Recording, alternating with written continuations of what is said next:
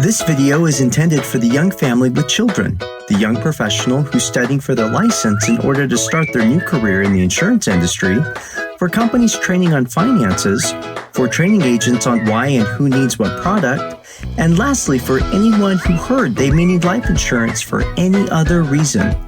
If someone sent you this video, give it a shot. Let's get into it.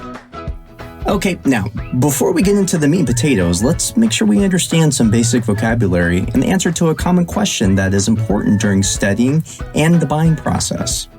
First off, premium is a common word used, and all it means is the money you pay for your insurance. The death benefit is the amount of coverage or money that will be passed to your loved one or beneficiary. Something insurance agents hear all the time: what dictates the price of life insurance? Great question! Life insurance is based on one's health, age, and family's health history for the most part.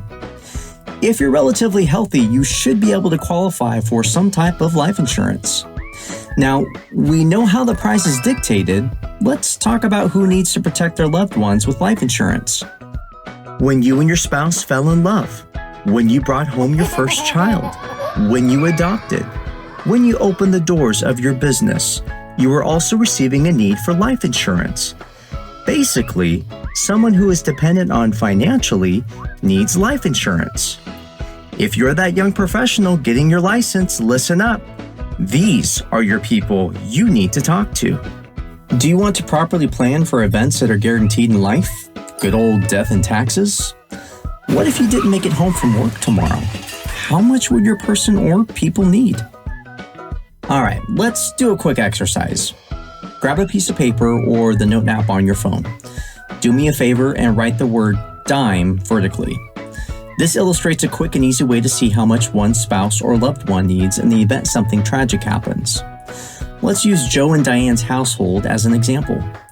Each spouse should have their own calculation.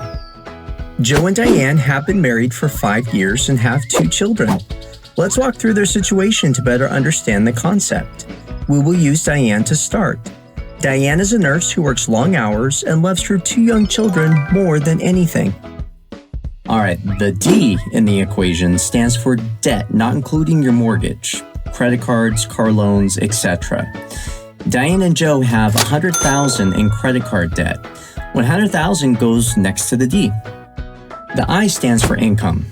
Replacing Diane's income is vitally important because she is a breadwinner who makes $100,000 a year. It's important to multiply this number by 5 to 10 years because your spouse or loved one is now going to a single income with the similar expenses. 5 years of income is on the conservative end. People who pass away during the day probably had plans for that night and the years to come. 100,000 times 5 years, 500,000 next to the I. The M stands for mortgage. Add the amount left you have to pay off on your house. If you don't have one, put 0 for now. However, Joe and Diane have about $100,000 left to pay on their home. Joe and Diane would add $100,000 if continuing to live in the same house is important to them. $100,000 next to the M. E in the calculation tends to be expenses or education for children, depending on which expert you ask. It can also mean general expenses if you don't have children. An experienced agent can help you determine this. The average cost to raise a child from 0 to 18 years old is around $100,000 to $250,000 and tends to be closer to the $250,000. They have 2 very young children, so we will call it around $500,000. $500,000 next to the E. Okay, Joe and Diane's household dime equation came out to $1.2 million. Diane should have around $1.2 million in coverage while the children grow up. $1.2 million? Hold on. That sounds like it would cost a ton of money.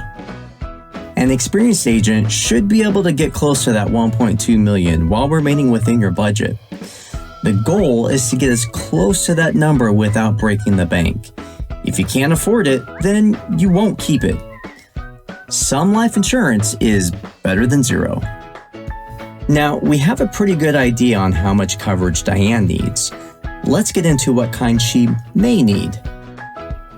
Life insurance agents and companies throw fancy names onto everything to make it sound amazing and glamorous. But lucky for you, life insurance can be broken down into two types for the most part: permanent life insurance and term insurance.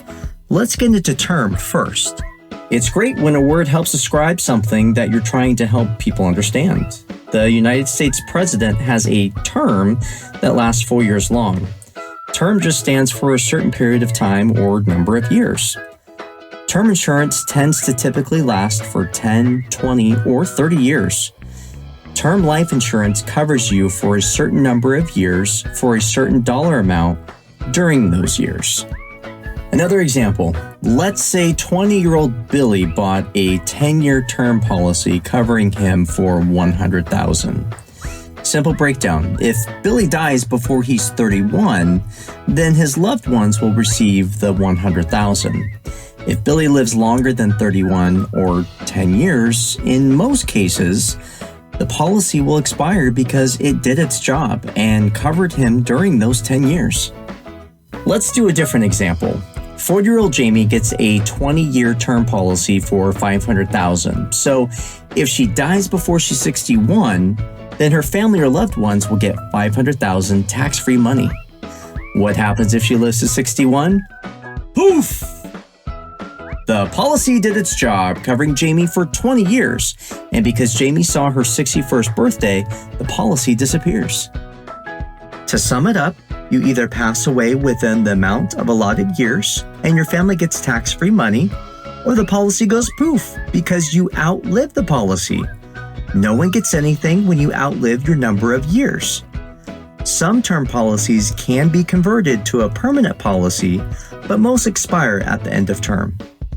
After understanding term insurance, people often say, "Why would I buy that if getting nothing is a possibility?" It's super cheap and protects your family from unforeseen events such as a car crash. An accident is something that is an unforeseen event that no one can predict. Unfortunately, young mothers, young fathers, young caretakers die young, and most of them didn't think they'd pass for many years to come.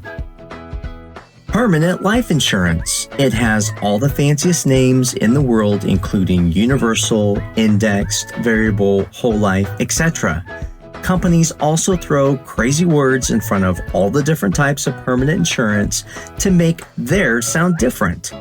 Permanent insurance is permanent, which means it will last your whole life and that's it. Boom. Easy. Just kidding. Simply put, permanent life insurance can be broken into two components. Similar to the term policy, permanent life insurance policies have a death benefit, or money for your loved ones, which protects you when you pass away. And the other component of permanent life insurance is the cash value, or your money, for explanatory purposes. A portion of your premium or money you pay a month grows at a rate that is dependent on which kind of policy you have. Boom! People make it seem so much harder than it is. So a portion of what you pay goes towards paying for the death benefit, and the other portion is credited or grows at a rate dependent on what kind of policy you choose. Boom! The different types of permanent policies only really differ on how the money grows, how the money is paid out, and cost. Ask your insurance agent or trainer which one would be best for you or clients based on how risky one likes to be with their money and the current and future financial needs of everyone involved. Make sure to discuss the differences thoroughly. In summary, let's change the way we look at life insurance and how important it is to protect your loved ones. I really hope this video assists in passing your test, starting your career, protecting your family correctly, and spreading the importance of life insurance. Feel free to reach out to the email I have listed below if you have any questions or you just want to say what's up. Hopefully, not until the distant future, but when you meet your final day, one of the first questions that will be asked is, did he or she have life insurance? Thank you for watching. Drop a like and comment with what insurance you'd like me to do next.